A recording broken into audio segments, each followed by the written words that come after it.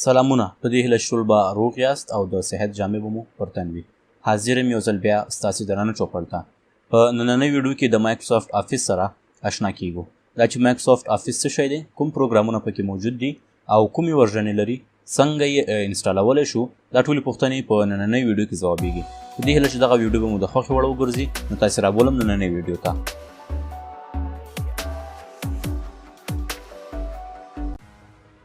نو د خپل کمپیوټر سکرین ته راغلم. غواړم د لیکلو معلوماتو له لارې تاسې ته د مایکروسافټ آفیس په باره کې معلومات در ورسوم. دلته مې یو څه معلومات لیکلي دي، دلته مې یو څه پوښتنې هم لیکلي دي. دغه پوښتنو په ځوابولو سره به تاسې د مایکروسافټ آفیس باره کې مکمل معلومات ترلاسه کړئ. صحیح ده؟ لومړۍ پوښتنه دلته لیکل شوې ده، وایي واټ از ایم اس آفیس. وایي ایم اس آفیس څه شی دی، یعنې تعریف یې غواړي چې مایکروسافټ آفیس تعریف کړه موږ ته. نو ایم اس دلته یو لفظ دی په غټو حروفو باندې لیکل شوی دی. ایم اس معنا مایکروسافټ، ام معنا مایکرو، اس معنا سافټ. چې مایکروسافټ په خپله د امریکایانو یوه کمپني ده چې د هغې لخوا مایکروسافټ آفیس او کوم اپریټنګ سیسټم چې په موږ یې فی الحال استعمالو یعنې وینډوز، دغه ټول د مایکروسافټ کمپنۍ لخوا تولید شوي دي چې د مایکروسافټ کمپنۍ سی ای او بیل ګیټس دی. نو د ایم اس یا د مایکروسافټ لفظ د یوې کمپنۍ څخه رااخیستل شوی دی چې هماغه کمپنۍ دا پروګرام جوړ کړی دی او همدغه د خپلې کمپنۍ نوم یې ورسره یوځای کړی.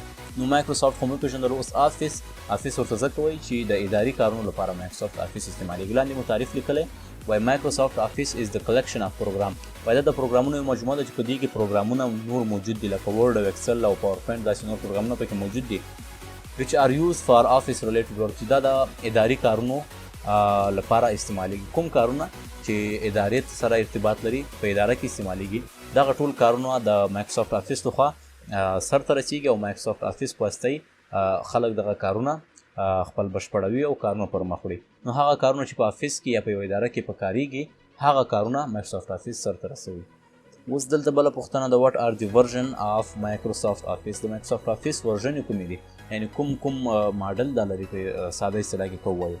په دې کې موږ سره 2003، 2007، 2010، 2013، 16 او 19، یعنې 2003 څخه نیولې تر 2019 کاله پورې یا په دغو کلونو کې موږ سره آفیس راغلی دي.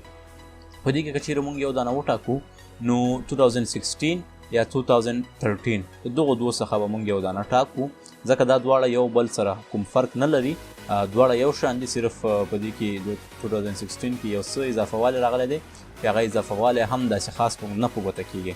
او 2019 ځکه نه استعمالو چې دا تر اوسه پورې په مکمل ډول راغلی هم نه دی او تر اوسه پورې د دې باره کې څوک دومره خاص معلومات هم نه لري. نو 2016 او 2013 په دې کې به یو دانه انتخابو چې هر یو مو تدریسولو.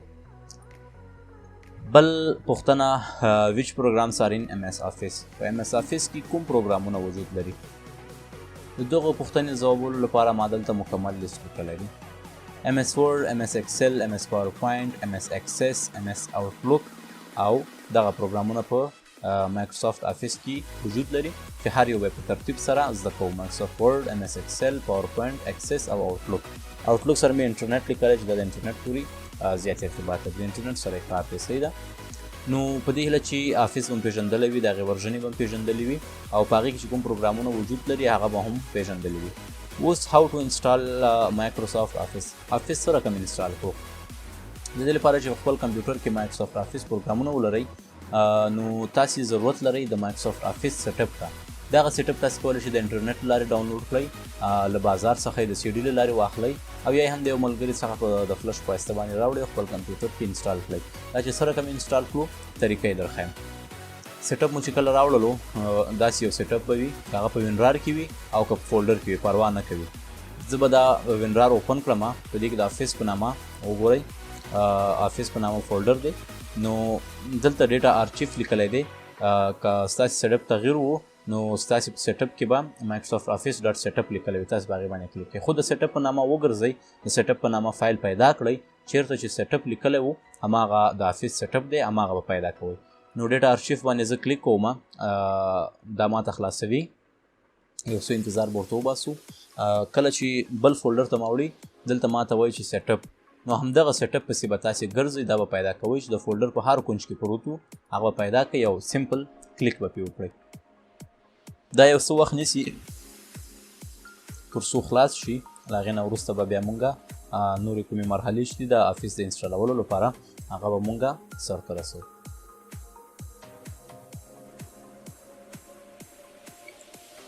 نو کله چې هغه لوډینګ پای ته ورسېده سیټ اپ خلاص شو نو تاسې سره به داسې یوه صفحه راسي شی ده. په دغه صفحه کې مونږ ته وایي چې کوم لایسنس چې مونږ تاسې درکړی دی دغه شرایط دي او دغه شیان پکې موجود دي. آیا دا تاسې ته د قبلولو وړ ده؟ زه ورته وایم چې هو دا شرایط زه قبلوم او دغه کوم لایسنس چې تاسې راکوئ دا ما ترې منلو ده. دا به زه کنټینیو کړم او دلته به د انسټال نو په بټن باندې کلیک کړم. دا پروسه به نوره ما سره روانه شي تر څو دغه مایکروسافټ افیس 2014 انسټالیږي. دغه پټه به ورسره روانه وي تر څو مکمل شي. له هغې وروسته تاسې کولی شئ د افیس له هر یو پروګرام که مایکروسافټ ورډ وي، اکسل وي، پاور پوینټ وي، اکسس وي او آوټلک وي ټول په یو وار سره راځي. د ځینو ملګرو نافهمي دغسې وي چې هغوی بعضې وخت پوښتنه کوي چې ورډ پروګرام سره کوم انسټال کړم یا اکسل سره کوم انسټال کړم. هغوی داسې فکر کوي چې ورډ او اکسل بیل بیل دي او بیل بیل انسټالېږي، خو داسې نه ده. مایکروسافټ ورډ، اکسل دا ټول پروګرامونه د افیس په سیټ اپ کې موجود دي. کله چې مایکروسافټ افیس انسټال شو دا نور ټول پروګرامونه چې په دې کې موجود دي که ورډ دی، اکسل دی، که دا نور دي دا ټول د دې سره یو ځای انسټالېږي.